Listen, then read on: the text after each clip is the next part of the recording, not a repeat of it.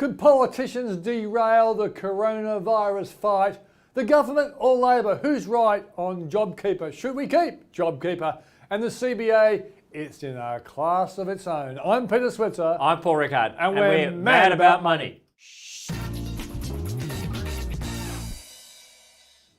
In an excellent story I read this morning, Paul, which I actually wrote not long ago, I asked the question, could politicians derail the coronavirus fight? Donald Trump's in the way, and now Jim Chalmers, whoever he is, he's getting in the way. Yeah, look, I mean, Peter, obviously they could, and you've used that line on many occasions before. Brilliantly, I'd say. Brilliantly. But look, I think this fight we're picking with China, or we're asked to pick with China, you've got to question how smart was it, and do we want to keep it up? I mean, we need China, right? As much Big time. Much as we know that they are, responsible for coronavirus. Yep. And they haven't handled it well. We all know that. And then the Communist Party and everything else happens, and there's no human rights. I mean, the reality is our economy depends on China. Yeah. Somehow we've got to find a way to bury the hatch a little bit and get back to normal. I mean, it's no accident that these things are happening, and there'll be more of them until we just take the temperature down a touch. Yeah, and the point is this, talking about temperature, because the whole world's getting their temperature checked. That was a good segue, wasn't it? Yeah, very good segue. But the bottom line is there will come a time when China and the whole coronavirus thing needs to be objectively checked out by an international inquiry. Just like the way we sent as inspectors into Iraq looking for bombs that weren't there.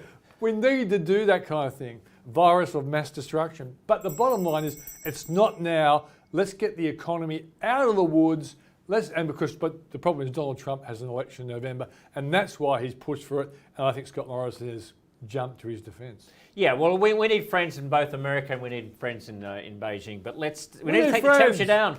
We've done the right thing by Donald for a little bit. Let's now take the temperature down with China and just back off a little bit. I just don't think we need to be leading the charge. Okay, sorry, it's a gutless thing to say, but look, the economy, getting people back to work has to come first. Anything worth doing is worth doing for money, Paul, I always say. Now let's go to the fact that I've linked Donald. It's like, do you want to be poor or rich? Rich is always better. Yep. All right, now, Jim Chalmers, in case you don't know, Jim is the actual opposition spokesperson on Treasurer. So if Labor ever won the election, Jim would be the Treasurer.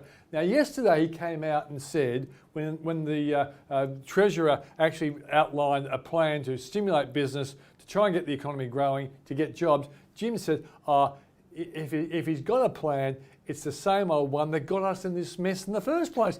We're in this mess because of the coronavirus, not because of their policies. Well, no one's really heard of Jim Chalmers apart from the fact he was Swan's right-hand man, okay? Oh, was he? Didn't you know that? Yeah. So he's part of the Swanee school of... that's one good thing about Jim. About Jim. But anyhow, look, I must have missed that story, Peter. It was so significant. But the point is, look, I think if we're going to keep the stimulus going, it's got to be directed at business. Yeah. We've already seen the first $750 come and go in terms of... the amount that went to the recipients of pensions and other unemployment benefits, that's come and been spent.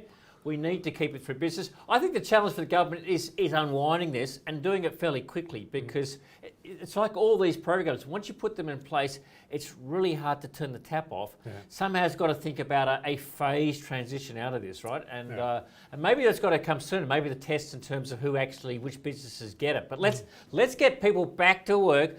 Let's avoid the second wave. Take the whole temperature and heat down about this virus, right? Get the schools back. Get people back to work, and let's see what this shape the economy looks like. Exactly right. And my point is this, Jim Chalmers and Labor, it's still time when we all play it together. Get to September and JobKeeper's running out. If we still need it, well, I'll back it, because business need customers with money in their pocket. But let's not jump and play politics as early as these guys want to. Finally, the CBA. Who likes praising banks? But these guys, they've killed them. They deserve praise. They've come out with their third quarter update this morning, Peter. The most notable thing is that actually, if you look at Commonwealth Bank and compare it to the other three majors that reported their half-year results last week, they've had volume increase. That is, their home loan book has grown over their quarter. Their business loans have grown over the quarter. Operating expenses are down.